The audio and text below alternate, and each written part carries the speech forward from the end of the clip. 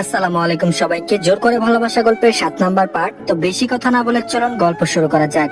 হসপিটালের বেড থেকে এক ঝটকায় ফ্লোরে পা রাখলো রজনী। তার উদ্দেশ্য এই মুহূর্তে জায়গা ত্যাগ করে বাড়ি ফেরা। কিছু একটা নেশে বিরক্ত, ভীষণ বিরক্ত। তার মন তাকে যে সিগন্যাল দিচ্ছে সে তা মেনে নিতে চাইছে না। প্রান্তিকের জীবনে এত মেয়ের আনাগোনা, অজানা এক কারণে রজনীর বিরক্তির কারণ হয়ে দাঁড়িয়েছে এটা। মনের সাথে মস্তিষ্কের যুদ্ধ চালিয়ে প্রমাণ করতে চাইছে না যে তার কিছু যায় আসে না, কিন্তু মন বড্ড খারাপ জিনিস, বড্ড বেপরোয়া। সে কি কারো কথা শুনেছে কখনো? মন এমন একটা জিনিস যা কখনো শান্ত নদীর মতো বয়ে যায়, কখনো সমুদ্রে ওঠা ঝড়ের মতো তুফান সৃষ্টি করে। এর নিয়ন্ত্রণ ক্ষমতা কারো হাতে নেই। প্রান্তিকের অভিজ্ঞ আখি জোড়া বুঝতে সক্ষম হলো রজনী তার প্রতি বিরক্ত। বিরক্তির কারণও আজ করতে পারলো। এই রাগ অভিমানের পালা খানিকটা গাঢ় করে দুজনকে সুযোগ দিতে শ্রাবণ বাইরে চলে গেল। রজনী সোজা দরজার দিকে হাঁটা দিল। প্রান্তিক রজনীর সামনে গিয়ে সোজা হয়ে দাঁড়ালো, প্যান্টের পকেটে হাত গুজলো। প্রান্তিকের সমগ্র মুখ অবয়বে বেশ থমথমে একটা ভাব। সাথে সাথে এক হাত প্যান্টের পকেট থেকে বের করলো। দাঁড়িয়ে হাত বুলাতে বুলাতে স্থির দৃষ্টি নিক্ষেপ করলো রজনীর পাতলা ঠোঁট জোড়ার দিকে। রজনী বিরক্ত কণ্ঠে বলল, সামনে থেকে সরুন, আমি বাড়ি যাব। প্রান্তিক বলল, আমাকে উপেক্ষা করে যাওয়ার ক্ষমতা কি তাহলে আমার রজনীগন্ধা হারিয়ে ফেললো? রজনী বলল, আপনাকে উপেক্ষা করে যাওয়ার ক্ষমতা আমার আছে, ভদ্রতার খাতিরে ধাক্কা দিইনি তাই। প্রান্তিক বলল, একটু অভদ্র হয়ে না হয় আমাকে ধাক্কা দাও। রজনী অতিরিক্ত বিরক্ত হয়ে প্রান্তিককে ধাক্কা মারলো। প্রান্তিক এক ছিল নড়লো না, বরং মৃদু হেসে বলল, এমন সুঠাম দেহের পুরুষকে কি এক পুচকি মেয়ে এক ধাক্কা দিয়ে ফেলতে পারে? আমি জাস্ট চাচ্ছিলাম তুমি আমায় স্পর্শ করো রজনীগন্ধা। তোমার স্পর্শতা যেন চাঁদ সূর্যের গ্রহণের মতো এক ভয়ানক উলট পালট প্রলয় ঘটলো ভেতরে। রজনী বলল, আপনি এসব বলে কি প্রমাণ করতে চাইছেন? আপনি অনেক ভালো মানুষ, আপনি একজন চরিত্রহীন মানুষ, লম্পট মানুষ, সামনে থেকে সরুন বলছি। প্রান্তিক বলল, মেয়েদের গালি এত কি উঠা আগে জানতাম না তো। তুমি পারলে অন্য গালিগুলো ট্রাই করো, আমি শুনতে ইন্টারেস্টেড। রজনী বিরক্ত হয়ে আবারও বলল, আপনি না শুনলে কিন্তু আমি চিৎকার করব। প্রান্তিক বলল, চিৎকার করে লাভ নেই বুকাফুল, চিৎকার করলে যে কিছুই হবে না। এতদিনে কি প্রান্তিক চৌধুরীকে এই চিনলে? রজনী বলল, তাহলে আমাকে যেতে দিবেন না? প্রান্তিক বলল, এইভাবে তাড়াহুড়ো করে গেলে তুমি পড়ে যেতে পারো। রজনী বলল, আমার পড়া নিয়ে আপনার ভাবতে হবে না। প্রান্তিক বলল, বউ আমার ভাববে কি পাড়ার জ্যাঠামশাই? রজনী বলল, বউ? প্রান্তিক বলল, ইয়েস ডার্লিং, ইউ আর মাই 7 জন্মের বউ। এই জন্মের পরের জন্ম, সব জন্ম, যতবার জন্ম হবে ততবারই তুমি আমার বউ। রজনী বলল, আপনি ভাবলেন কি করে? আপনার মতো একাধিক নারীতে আসক্ত ছেলের বউ আমি হব? যে পরনারীতে আসক্ত আমি তার বউ হব, ভাবলেন কি করে আপনি? প্রান্তিক বলল, আমি যদি পরনারীতে আসক্ত না হই তাহলে তুমি আমার হবে, তাই তো রজনীগন্ধা? রজনী চুপ হয়ে আছে। তার এই মুহূর্তে কি বলা উচিত সেটা কিছুতেই বোধগম্য হচ্ছে না। প্রান্তিক রজনীর গালে আলতো হাত স্পর্শ রেখে বলল, আমি পরনারীতে আসক্ত না হলে পরজন্ম তুমি আমার হবে রজনীগন্ধা। রজনী বলল, আমি কোনো জন্মে কোনো চরিত্রহীন গুন্ডা বদমাস মেয়েদের বিছানায় নেওয়া ছেলেদের বউ হব না। আপনি কি চান? হ্যাঁ, আগে নিজে ভোগ করবেন আমাকে, তারপর আপনার ওই ছেলাপেলাদের বিছানায় পাঠাবেন আমাকে? এটাই তো আপনার উদ্দেশ্য, তাই না? তাহলে এত নাটক অভিনয় করে শুদ্ধ একজন প্রেমিক সাজার ভান করছেন কেন? যা করতে চান করুন, এখনই করুন। এখন করবেন নাকি আগে ওদের পাঠাবেন? আচ্ছা, দরজার বাইরে যে দাঁড়িয়ে আছে আগে ওকে পাঠান। প্রান্তিকের সমস্ত শরীর জ্বলন্ত আগ্নেয়গিরির মতো জ্বলে উঠলো। তীব্র ক্রোধে চোখ দুটো লাল বর্ণ ধারণ করলো। কপালের দুপাশে শিরা ভেসে উঠলো। রাগে কাঁপতে কাঁপতে রজনীর দুই বাহু শক্তভাবে চেপে ধরে দেয়ালের সাথে ঠেসে ধরলো। ভয়ানক ভাবে কাঁপছে প্রান্তিক। রাগ হলে প্রান্তিক সাইকোটাইপ হয়ে যায়, মাথা কাজ করে না। রজনী ব্যথায় কুকিয়ে উঠলো। প্রান্তিকের ভয়ানক রূপ দেখে আতঙ্কে কেঁদে দিল। প্রান্তিক ক্রোধান্বিত কণ্ঠে বলল, তুমি আমাকে যা খুশি বলতে পারো, বাট আমার রজনীগন্ধাকে নিয়ে এত নোংরা নোংরা কথা কিভাবে মুখে আনলে? আমি নিজেই ভয়ে কোনোদিন স্পর্শ করবো না, কারণ এই ফুল আর ফুলের সুবাস আমার বেঁচে থাকার কারণ। আর সেখানে তুমি এত নোংরা ভাবে নিজেকে বিলিয়ে দিতে চাইছো। এমন কিছু করো যদি তোমাকেও খুন করবো, নিজেকেও খুন করবো, আর তোমাকে স্পর্শ করা মানুষকেও খুন করবো। এই শহরে লাশের বন্যা বয়ে যাবে রজনীগন্ধা। বলে প্রান্তিক নিজের হাত দিয়ে ওয়ালে খুব জোরে ঘুষে দিল। দেওয়ালে থাকা পেরেক বিঁধে গেল প্রান্তিকের হাতে। রজনী একবার সেদিকে তাকিয়ে জোরে জোরে কেঁদে দিল ভয়ে। রক্ত গড়িয়ে যাচ্ছে হাত দিয়ে। রজনী ভয়ে কাঁপা কাঁপা সরে বলল, আপনার হাত কেটে গেছে? প্রান্তিক বলল, তো কি আসে যায় তোমার? আমার হাত কাটুক, যা খুশি হোক। তোমাকে তো আমার শারীরিক আঘাতের কেয়ার করতে বলিনি, তোমাকে আমার মনের আঘাতের খোঁজ নিতে বলেছি। এই আঘাত ছেড়ে যাবে, বাট যে আঘাত তুমি আমার মনে দিয়েছো এটা কি করে সারবে? প্রান্তিক রজনীকে ছেড়ে দিয়ে ক্রোধান্বিত অবস্থায় শ্রাবণকে বলল, শ্রাবণ ওকে পৌঁছে দিয়াই। শ্রাবণ রুমে ঢুকে বুঝতে পারলো কিছু একটা হয়েছে, ভয়ানক খারাপ কিছু একটা ঘটেছে। রজনীকে এগিয়ে দেওয়ার সময় শ্রাবণ বলল, ভাবি আমি জানি না আপনি কি ভাবছেন বা ভেতরে কি ঘটছে, তবে একটা কথা নিশ্চিন্ত হতে পারেন, ভাই আপনাকে প্রচন্ড ভালোবাসে। এর আগে ভাইকে কোনো মেয়ে নিয়ে এত সিরিয়াস হতে দেখিনি। আর যে ছেলেটাকে মারছিল না, ওই ছেলেটাকে কেন মারছিল জানেন? রজনী মিহি কণ্ঠে বলল, কেন? শ্রাবণ বলল, আগের দিন আপনাকে খারাপ কথা বলা ছেলেগুলোর মাঝে এই ছেলেটাও ছিল। আমি সেদিন সব শুনেছিলাম। আপনাকে কত খারাপ কথা বলেছিল ওরা। আপনাকে খারাপ কথা বলা মানে ভাইয়ার ঘুম হারাম করা। রজনী ভীষণ অবাক হলো, এই ছেলেগুলোকে প্রান্তিক কেন মারতে যাবে? ছেলেগুলো তো তারই দলের লোক। রজনী শ্রাবণকে প্রশ্ন করলো, আচ্ছা ছেলেগুলো আপনার দলের না? শ্রাবণ বলল, আরে ভাবি কি বলেন এগুলো? এইসব চরিত্রহীন পোলাপান আমাদের দলের কেমনে হবে? আমরা তো রাজনীতি করি এদের টাইট দেওয়ার জন্য।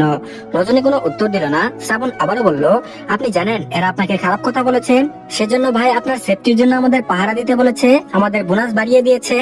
আর এদিকে রজনী বাড়িতে ফিরে বিছানায় শুয়ে রইল, মুখটা মলিন। শ্রাবণের কথাগুলো তার কানে বাজছে। ছেলেগুলো তার দলের না হলে কার দলের? তাহলে কি অকারণে প্রান্তিককে ভুল বুঝছি? প্রান্তিকের জন্য কোনো কারণে খারাপ লাগছে তার? ভাবতে ভাবতে দু চোখ বুঝে গেল রজনীর।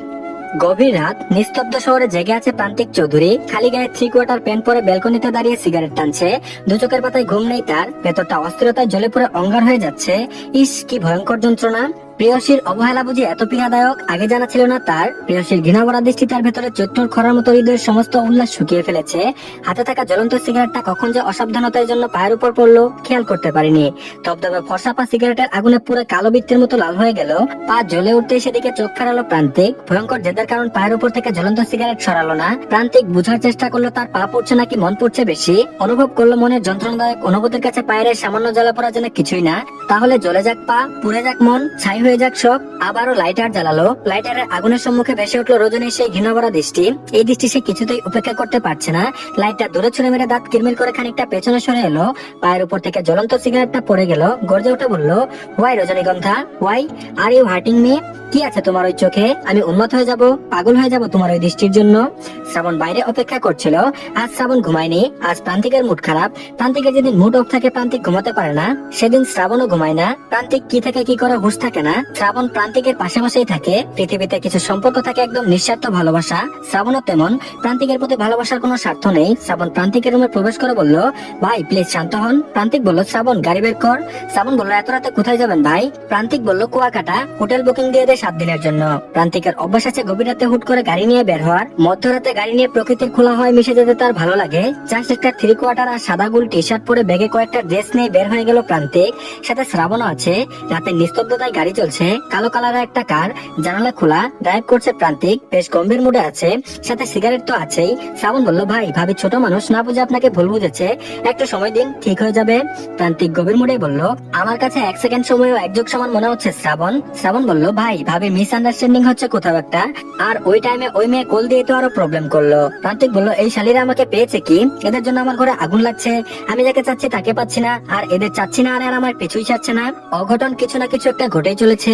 যখনই রজনীগন্ধা সামনে আসে এইসব আপদ বিপদ তখনই ফোন দেয়। শ্রাবণ বলল, ভাই এদের ব্লক দিয়ে দেন। প্রান্তিক শ্রাবণের দিকে তাকিয়ে একটা দীর্ঘ নিঃশ্বাস ছেড়ে বলল, কয়জনকে ব্লক দেবো? শ্রাবণ গাল চেপে হাসলো। হেসে বলল, ভাই ভাবি আপনার হোয়াটসঅ্যাপ আর মেসেঞ্জার দেখলে কি হবে? প্রান্তিক বলল, তার আগে বাটন ফোন কিনে চালাতে হবে। শ্রাবণ বলল, এদের সাথে তো আপনার কিছুই না, কাউকে ভালোবাসে না, তাহলে এরা ফোন দেয় কেন?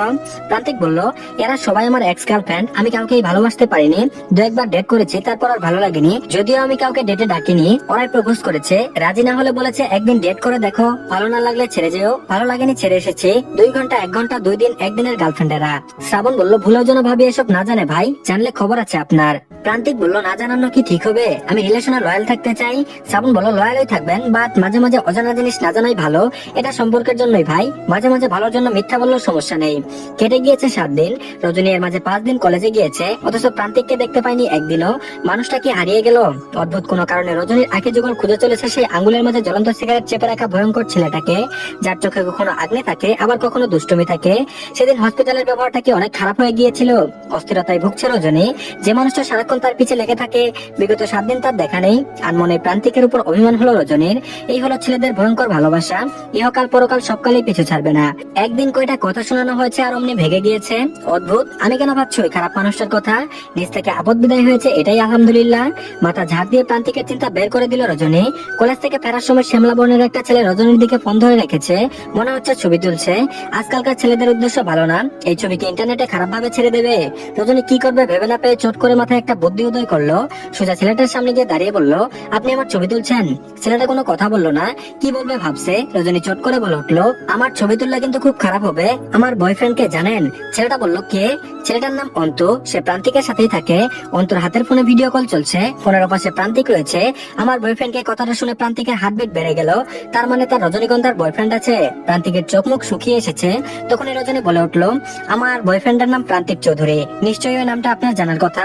আপনি প্রান্তিক চৌধুরীর গার্লফ্রেন্ডের ছবি তুলছেন, কি হবে বুঝতে পারছেন? আপনার এক হাত আর থাকবে না, এই হাত তুস তুস করে দিবে প্রান্তিক। অন্ত হা করে তাকিয়ে আছে, ভীষণ অবাক হয়ে আবারও জিজ্ঞেস করলো, কি হন আপনি প্রান্তিক ভাইয়ের? রজনী বলল, আমি ওর হবু বউ। বলে রজনী বেশ ভাবসাপ নিয়ে হাঁটা দিল। প্রান্তিক সমুদ্র পাড়ে দাঁড়িয়ে মাথার চুলে হাত বোলাতে বোলাতে অদ্ভুত সুন্দর এক হাসি দিয়ে বলল, উফ Rajanigandha, you are really kill me. কুয়াকাটার সি বিচে দাঁড়িয়েছে প্রান্তিক, হাতে কোল্ড ড্রিঙ্কস, স্পিড বোটে ওঠে মাঝ সমুদ্রে গেল, চারিদিকে চোখ বুলিয়ে অথই পানিতে আবিষ্কার করলো সমুদ্রের এই গভীরতা নিচে কই সামান্য তার ভালোবাসার গভীরতার কাছে। সমুদ্রের দিকে তাকিয়ে প্রশ্ন ছুড়লো, আচ্ছা বলো তো কার গভীরতা বেশি, তোমার নাকি রজনীগন্ধার প্রতি আমার ভালোবাসার? প্রতিধ্বনিত হয়ে ফিরে আসা কথাটা অজীব ভাবে উত্তর দিয়ে গেল কানে কানে প্রান্তিক চৌধুরী, তোমার ভালোবাসার সমুদ্রের গভীরতার চেয়েও গভীর, নীল আকাশের চেয়েও বিশাল। ফিরে যাও তোমার রজনীগন্ধার কাছে, রজনীগন্ধার সুবাস ছাড়া তোমাকে ফ্যাকাশে দেখাচ্ছে। প্রান্তিকের মন ছুটলো, তাকে এখনই ফিরতে হবে, এখনই রজনীগন্ধার কাছে যেতে হবে, এক্ষুনি মানে এক্ষুনি। লাস্ট 7 দিন ভিডিও কলে প্রান্তিক রজনীকে দেখেছে, অন্ত সারাক্ষণ রজনীকে ফলো রেখেছে। এই 7 দিন অন্তর উপর সব থেকে গুরুত্বপূর্ণ দায়িত্ব ছিল এটাই যে রজনীকে দেখে শুনে রাখা। রজনী ভাবছে প্রান্তিক তাকে ভুলে গিয়েছে, অথচ দূর থেকেও শ্রাবণ রজনীকে দেখতে ভুল করেনি। একবার মন বদল হয়ে গেলে কি আর ভুলে যাওয়া যায়? প্রান্তিক তীরে এসে শ্রাবণকে খুঁজে চলেছে, শ্রাবণের দেখা নেই। এদিকে শ্রাবণ আসার সময় ফোন আনতে ভুলে গিয়েছে, ফোনও নেই, খুঁজে পাবে কিভাবে? মাত্রই তো ছিল এখানে। শ্রাবণকে না পেয়ে সমুদ্রের পাশে বালককে লিখলো, ইউ আর মাই লাভ রজনীগন্ধা। তো ধন্যবাদ সবাইকে, এই পার্টটি এই পর্যন্তই, পরবর্তী পার্টও দিয়ে দেওয়া হয়েছে, তো সবাই অবশ্যই দেখে নেবেন। আর সবাই প্লিজ চ্যানেলটিকে সাবস্ক্রাইব করে দিন। আল্লাহ হাফেজ।